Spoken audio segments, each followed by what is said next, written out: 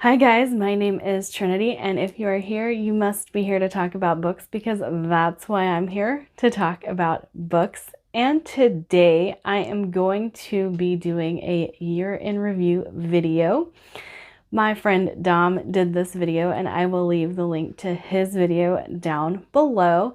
And I like this video better than the standard end of the year book tag that a lot of people have done, because it's not the end of the year, it's getting to the end of the year.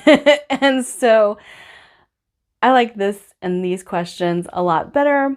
Plus, it's going to allow me to talk about my favorite books without having to put them in order. And that really makes me happy. I will do a top 10 at the end of the year, but I just loved the way these questions came together to give quite a good overview. So the first question is, what was my favorite book of the year? And I am going to say Project Hail Mary, because even though there were a couple of books that really hit that sweet spot for me this year, this one had some really wholesome elements that just made me smile. I continue to think about this book and these characters. Like, I finished this, I think, in July, and I am still thinking about these characters so much. I can't get them out of my head. There is a bromance that is just the best bromance I've read in fiction. So good. So good. What is your favorite series that you have started but have not yet finished? Okay, so I haven't finished this series because the third book's not out yet. But I'm going to have to say The Five Warrior Angels by Brian Lee Durfee.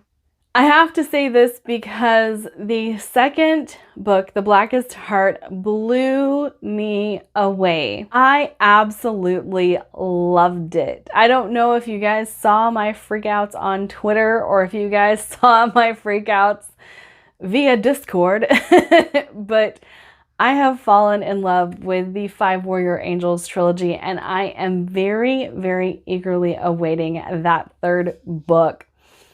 I did get Brian Lee Durfee saying thank you for the praise, so that was really nice. But I think that as far as epic fantasy goes, this has been the best I've read. Keep in mind, I don't really like epic fantasy because of the way that they are written. They're character driven. There's a lot of things that I don't really like about epic fantasy, but this one, oh my gosh, it hits so many notes for me. It's dark. There is some humor in it, but most of it's dark humor.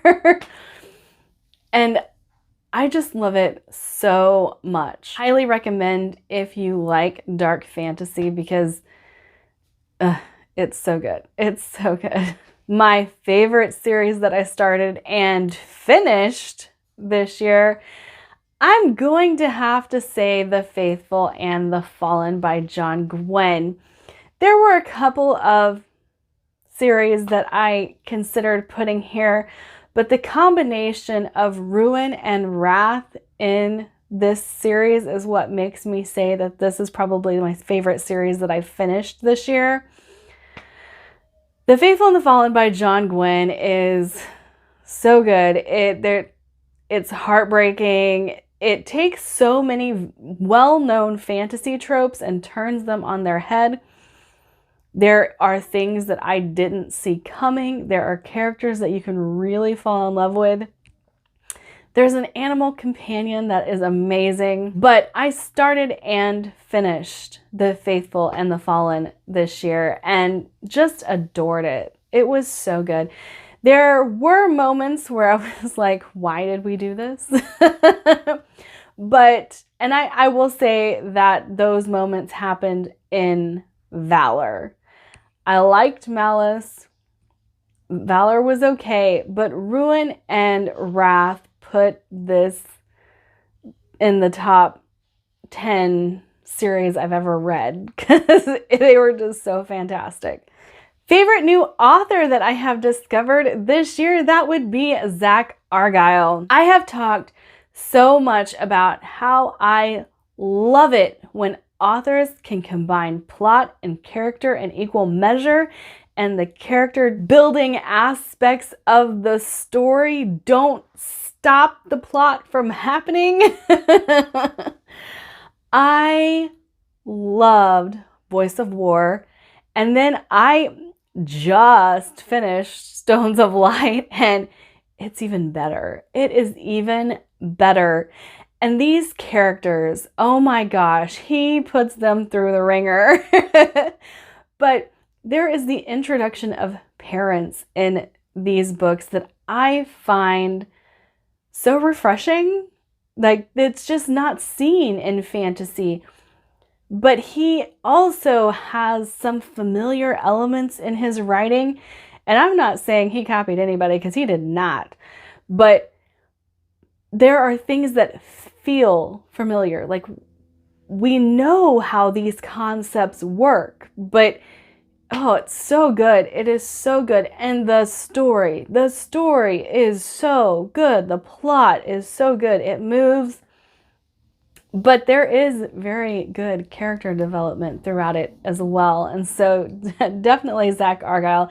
He is going to be ranking up there with Anthony Ryan and Giles Christian by the time the third book comes out. And then I will just be eagerly awaiting whatever else he writes. A favorite new character that I encountered this year, that would have to be Sanda from The Protectorate. The first book being Velocity Weapon by Megan E. O'Keefe. She is sassy, sarcastic, and gets stuff done. I adore her. I adore characters like her. You guys know Mia from Nevernight is one of my favorite characters of all time. Sanda is right up there with her. And I just love her. Love her so much.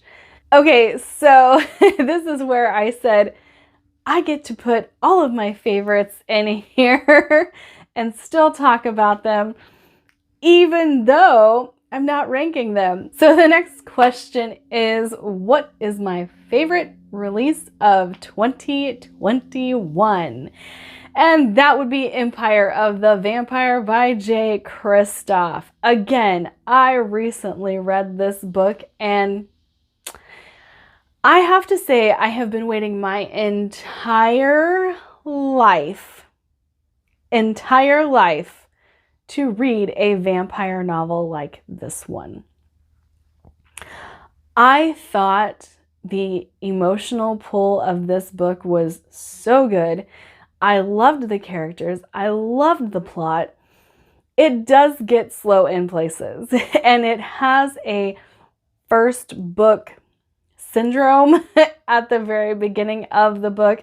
And I would say the first two books or two parts of the story, they're kind of slow, but you are getting this epic buildup to an epic story. So if you want to DNF at book 1 or 2, I would say stick it out, because I do think it gets exponentially better.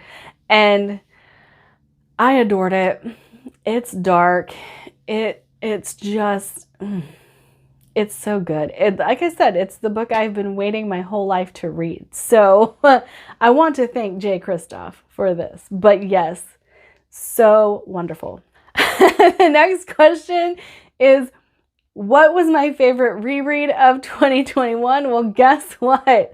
I only reread one book, and it just happens to be my favorite book of all time, and that was Bloodsong by Anthony Ryan.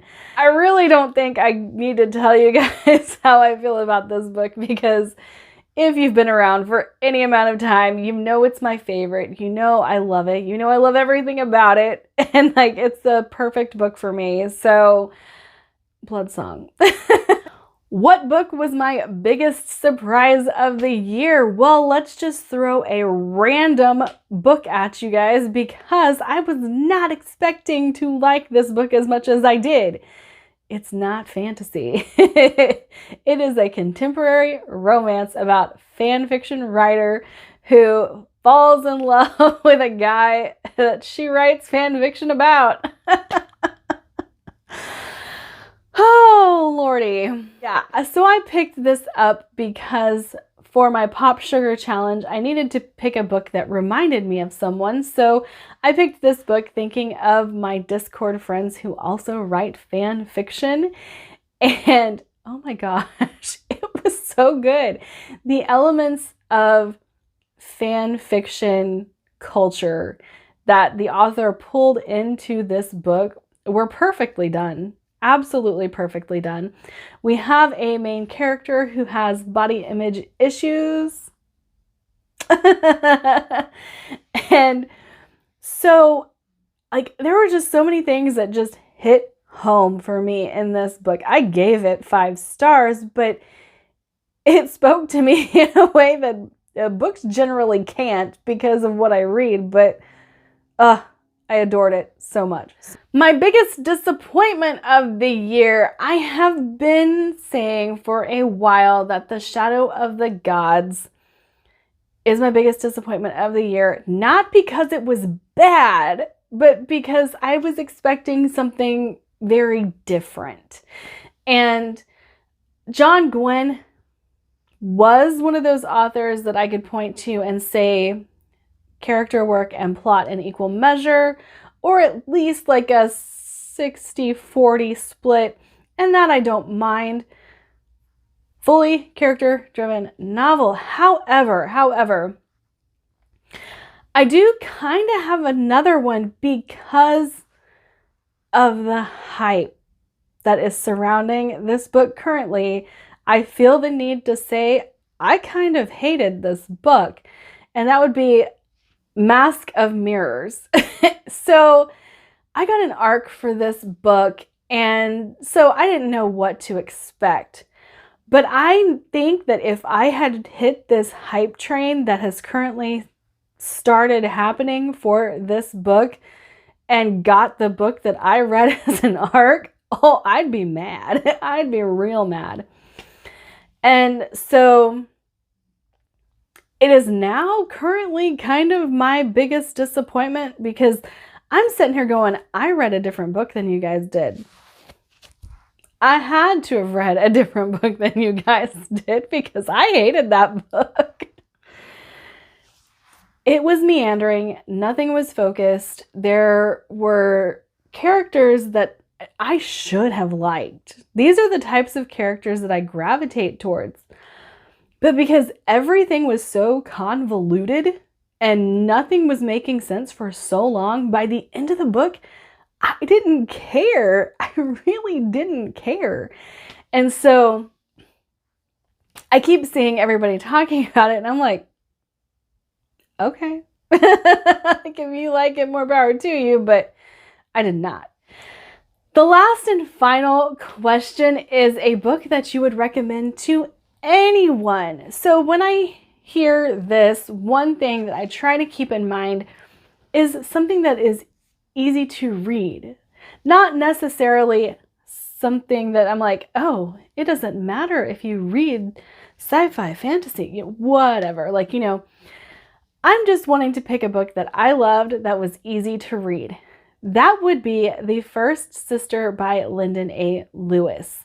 I read it at the beginning of the year. I currently have The Second Rebel on my TBR and in my hands. Purchased it recently. And I really liked this. Its focus is on found family, so we're not having the space opera that you expect. But because it focuses on found family and character relationships and,